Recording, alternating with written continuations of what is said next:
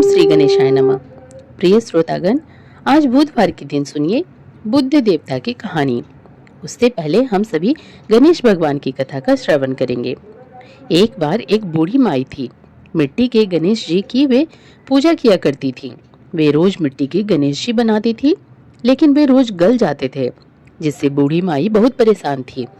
गांव में ही एक सेठ जी का मकान बन रहा था। वहां जाकर बूढ़ी माई बोली, मेरे लिए पत्थर का गणेश बना दो। मिस्त्री बोले, जितनी देर हम तुम्हारा पत्थर का गणेश गढ़ेंगे, उतनी देर में तो हम अपनी दीवार ना चिन लेंगे। बूढ़ी माई बोली, राम करे तुम्हारी दीवार टेढ़ी हो जाए। अब तो सचमुच उनकी दीवार टेढ़ी हो गई। वो चीने और ढा देवे। इस तरह दीवार चिनते और ढहते समय शाम हो गई। शाम को सेठ जी आए। उन्होंने कहा, आज भी तुमने कुछ नहीं किया। तब मिस्त्री कहने लगी कि सेठ जी, एक बूढ़ी माई आई थी, कह रही थी मेरा पत्थर का गणेश गढ़ दो। हमने नहीं गढ़ा तो उसने कहा तुम्हारी दीवार टेढ़ी हो जाए, तभी से दीवार सीधी नहीं बन पा रही है। हम बार बार बना देते हैं, लेकिन दीवार बार बार टेढ़ी हो जाती है, जिस कारण हमें दीवार ढानी पड़ती है। सेठ जी ने बूढ़ी माई को बुलवाया। सेठ जी ने कहा, बूढ़ी माई, हम तुम्हारा सोने का गणेश गढ़ देंगे, हमारी दीवार सीधी कर दो। सेठ जी ने बूढ़ी माई को सोने का गणेश गढ़ दिया। अब तो सेठ जी की दीवार सीधी हो गई। हे गणेश भगवान, जैसे आपने सेठ जी की विपत्ति दूर की, वैसे सबकी करना। कहानी को कहते, सुनते और हुंकारा भरते सबकी दूर करना। सभी प्रेम से बोलिए, विघ्नहर्ता भगवान गणेश जी की जय। पौराणिक ग्रंथों में बुधवार के व्रत की कथा इस प्रकार मिलती है। बहुत समय पहले की बात है कि एक साहूकार का नया नया विवाह हुआ था। उसकी पत्नी अपने मायके गई हुई थी। नया नया विवाह था, नई नई उमंग थी। साहूकार का परिवार भी कुछ खास बड़ा नहीं था। जो भी रिश्तेदार थे, उनके घर बहुत दूर थे। अब साहूकार को अकेलापन खाए जा रहा था। उससे रहा नहीं गया और वह जा पहुंचा अपने ससुराल। ससुराल में उसकी खूब आवभगत हुई। अगले ही दिन साहूकार ने कह दिया कि विदाई की तैयारी कर लीजिए, हमें निकलना है। अब संजोगवश वह दिन था बुधवार का। सास ससुर ने अपने दामाद को समझाने का प्रयास किया कि बेटा, आज बुधवार का दिन है, इस दिन बेटी की विदाई नहीं करने का रिवाज है। बेटी की विदाई तो क्या, किसी भी शुभ कार्य के लिए यात्रा पर जाना बुधवार के दिन शुभ नहीं माना जाता है। लेकिन साहूकार नहीं माना और कहा, मैं इन सब बातों को नहीं मानता, आप हमें जाने का आशीर्वाद दीजिए। अब अपने दामाद के आगे सास ससुर की भला कहाँ चलने वाली थी। मन ममोस कर तैयारी करनी पड़ी। बेटी की विदाई कर दी गई। आगे चलते चलते रास्ते में साहूकार की पत्नी को जोर की प्यास लगी। साहूकार जैसे ही पानी लेने के लिए गया और जब पानी लेकर वापस लौटा तो देखकर हैरान रह गया। उसने देखा कि उसकी ही हमशक्ल कोई व्यक्ति गाड़ी में पत्नी के बगल में बैठा हुआ है। उसकी पत्नी भी एक शक्ल के दो दो व्यक्तियों को सामने देखकर परेशानी में पड़ गई। उसका पति कौन सा है? जैसे ही साहूकार ने पत्नी के पास बैठे व्यक्ति से पूछा कि वह कौन है, तो पलटकर उससे जवाब दिया कि भैया, मैं तो उस नगर का साहूकार हूँ और अपनी पत्नी को लेकर जा रहा हूँ। तुम बताओ, तुम कौन हो और मेरी पत्नी पर तुम अपना अधिकार क्यों जमा रहे हो? ऐसे बहस करते करते दोनों में विवाद बढ़ गया। विवाद को देखते हुए राज्य के सिपाही वहां पहुंचे और साहूकार को पकड़ लिया। अब सिपाही भी चक्कर में पड़ गए कि दोनों की शक्ल सूरत तो एक समान है। उन्होंने साहूकार की पत्नी से ही पूछा कि बताओ, इसमें से तुम्हारा पति कौन सा है? अब बेचारी भला वह क्या जवाब देती। तब साहूकार ने हाथ जोड़ लिया और भगवान से विनती की कि हे भगवान, यह आपकी कैसी माया है?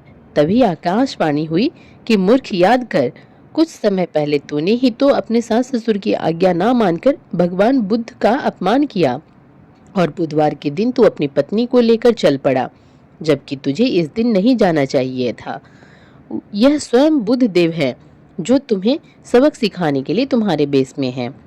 तब साहूकार ने सच्चे मन से क्षमा मांगी और भविष्य में कभी ऐसा ना करने का वचन भी दिया और बुधवार को नियम पूर्वक व्रत पालन करने का संकल्प लिया। तब जाकर साहूकार के रूप में प्रकट हुए बुद्ध देवता अंतर्ध्यान हो गए और साहूकार अपनी पत्नी को लेकर घर जा सका। इस घटना के बाद साहूकार और उसकी पत्नी दोनों नियमित रूप से बुधवार का व्रत पालन करने लगे। मान्यता है कि जो भी व्यक्ति इस कथा को कहता या सुनता है या पढ़ता है, उसे बुधवार के दिन यात्रा करने पर भी कोई दोष नहीं लगता और समस्त सुखों की भी प्राप्ति होती है। बुध ग्रह की शांति और सर्व सुख के इच्छुक स्त्री पुरुष बुधवार के दिन इस व्रत को कर सकते हैं। ज्ञान, बुद्धि, कार्य, व्यापार आदि में उन्नति के लिए भी बुधवार का व्रत बहुत ही शुभ और फलदायी माना जाता है। आज के दिन बुध देवता के साथ साथ भगवान गणेश जी की पूजा का भी विधान है। यह थी बुधवार व्रत की कथा। अब सुनिए गणेश भगवान की कहानी, क्योंकि गणेश भगवान की कहानी के बिना हर व्रत कथा अधूरी होती है।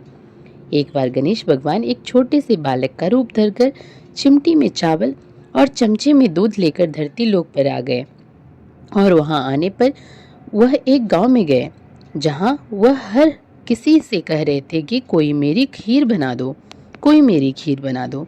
एक बूढ़ी माई बैठी हुई थी, उन्होंने कहा ला मैं बना दूं।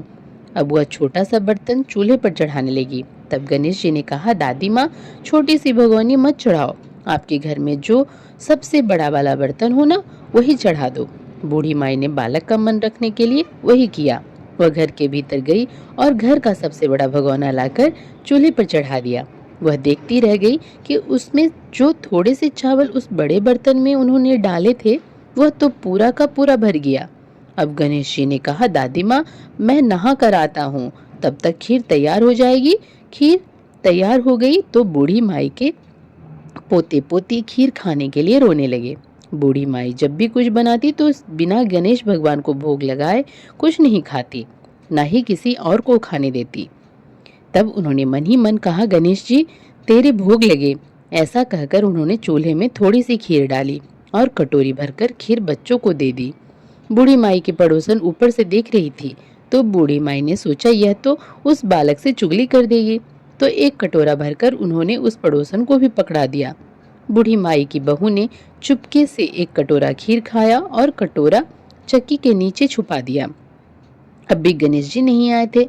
बूढ़ी माई को भी भूख लग रही थी, तो उन्होंने भी एक कटोरा खीर का भरकर किवाड़ के पीछे बैठकर एक बार फिर कहा गणेश जी आपको भूख लगे। ऐसा कहकर भोजन करना शुरू कर दिया और खीर भी खा ली।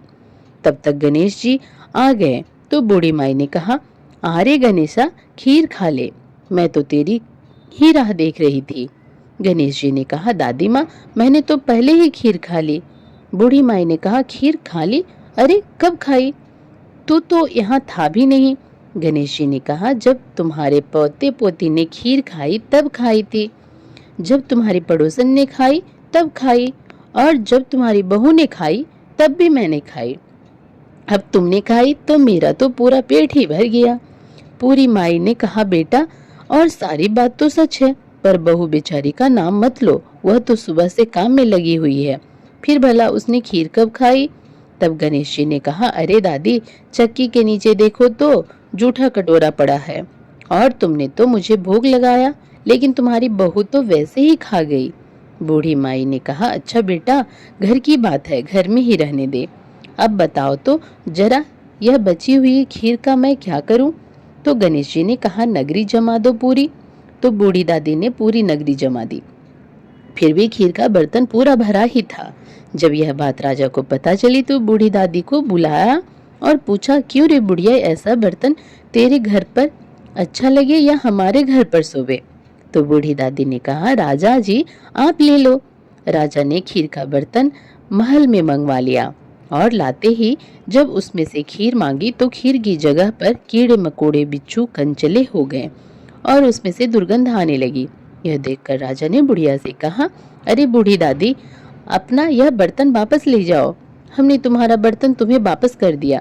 तब बूढ़ी माई ने कहा महाराज, अगर आप देते तो पहले ही भी कभी देते, यह बर्तन तो मुझे मेरे गणेश जी ने दिया है। ऐसा कहकर बूढ़ी माई ने वह बर्तन वापस ले लिया और उनके हाथों से बर्तन ही लेते ही उस बर्तन की दुर्गंध दूर हो गई, सुगंधी आने लगी। घर आकर बूढ़ी दादी ने गणेश जी से कहा अब बताओ बची हुई खीर का क्या करें?